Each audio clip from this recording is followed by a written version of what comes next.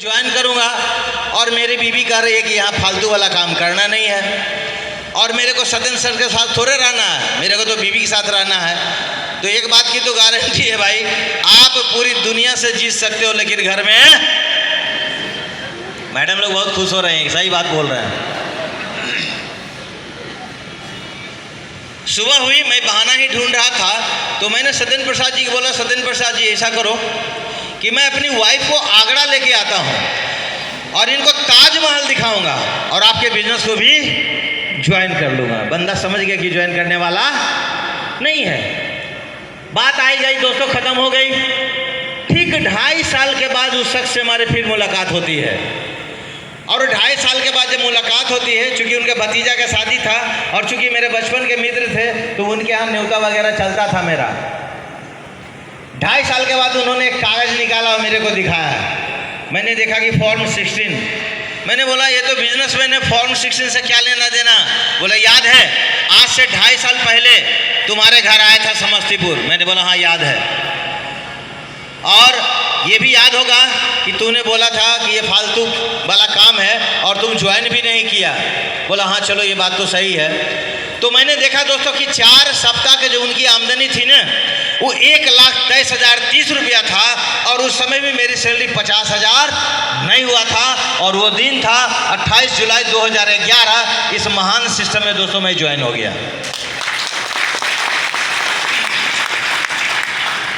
मैं आपको इसलिए ये कहानी बहुत बताया कि जो आदमी 2.5 साल निगेटिव होने के बाद इस बिजनेस में क्राउन बन सकता है, तो आप लोग का यूनिवर्सल क्राउन एम्बेसडर बन ही सकते हैं, कोई रोक नहीं सकता है।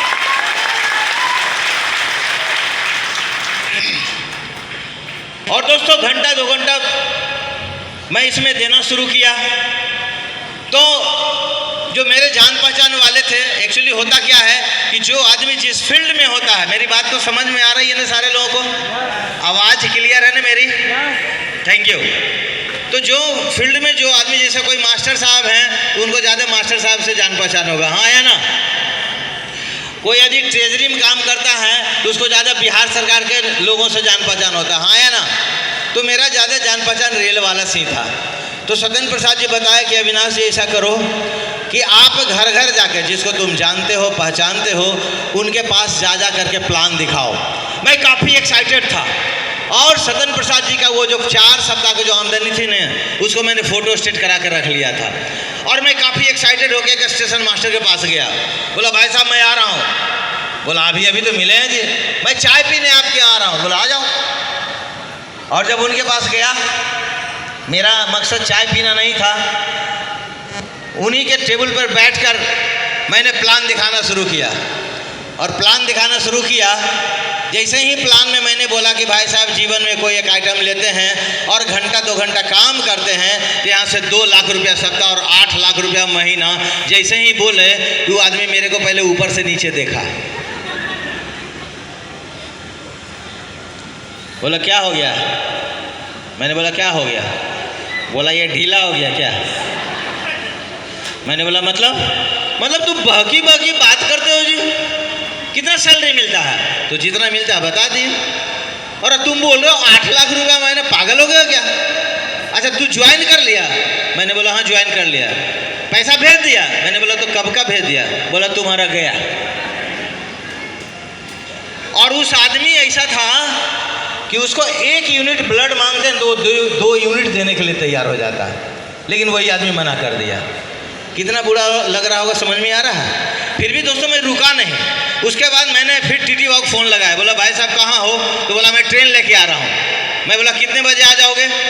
तो बोला 4 बजे तक आ जाऊँ। मैं बोला 5 बजे आऊँ क्या? बोला आ जाओ। और जब उसके पास गया, प्लान दिखाना शुरू किया। जैसे जैसे प्लान ख़त्म हो रहा था वो आदमी मुस्कुरा रहा था। और जब सामने वाला मुस्कुराता है तो क्या लगता है? ये चूहा तो फंसेगा ही। हाँ जी, लगता है ना? क्या लगता है? सामने वाला तो जरूर फंसेगा।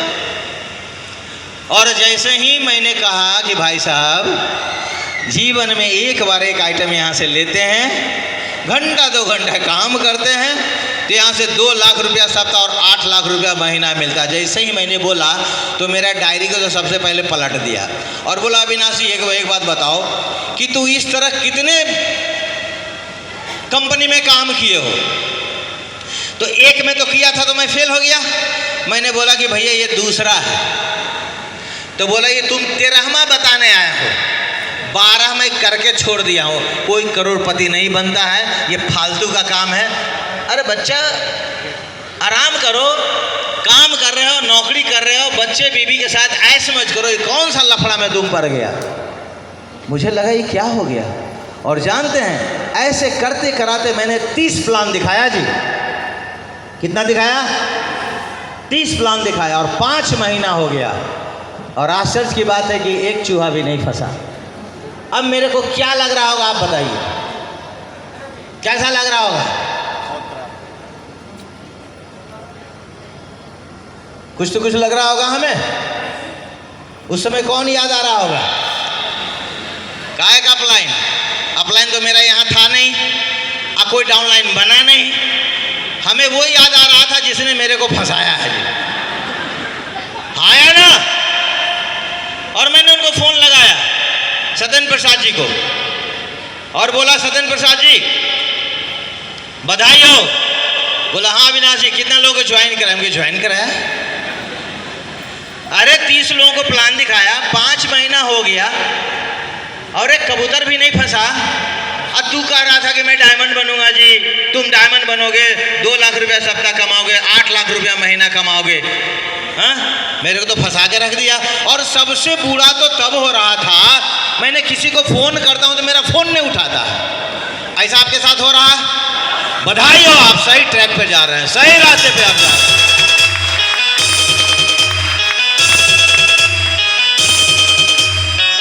Thank you. उन्होंने बताया कि अविनाश जी तुम्हारे यहाँ सिस्टम नहीं है।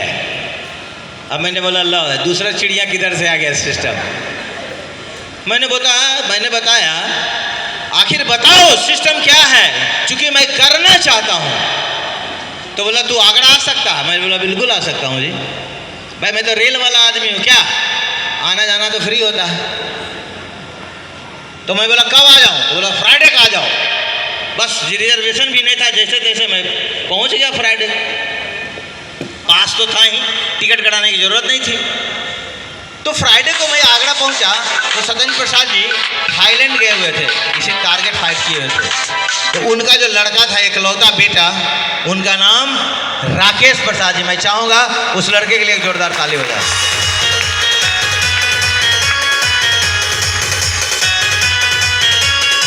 Thank you. राकेश प्रसाद जी हमको पिकअप किए स्टेशन से, फिर शाम में बोला अंकल जी चलो आपको घुमा के लाता हूँ।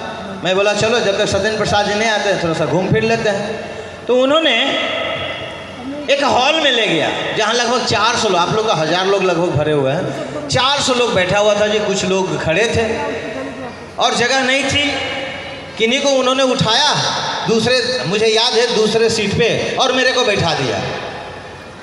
मुझे लगा कि यहाँ कुछ चलो टाइम पास हो जाएगा, रंगारंग कार्यक्रम हो रहा है। लेकिन दोस्तों रंगारंग कार्यक्रम नहीं था, वो फ्राइडे की ट्रेनिंग थी। और वहाँ फ्राइडे की ट्रेनिंग अजय राजपूत थे, एक डायमंड थे, वही ट्रेनिंग ले रहे थे। बड़ा गौर से सुन रहा था और जैसे जैसे ट्रेनिंग खत्म हो रही थी मुझे लग रहा था मैं गलतियाँ कहाँ कहाँ कर रहा था। और जैसे ट्रेनिंग खत्म हुई मेरे दिमाग में एक बात तो जरूर आ गई कि यदि इस ट्रेनिंग के अकॉर्डिंगली काम किया जाए तो रियली यहाँ से 2 लाख रुपया सप्ताह और 8 लाख रुपया आ सकता है और कोई रोक नहीं सकता है। और दोस्तों आने के बाद दे दनादन एकदम प्लान पे प्लान करना शुरू हुआ। लेकिन एक्चुअली मेरे को सफलता नहीं मिल रही थी।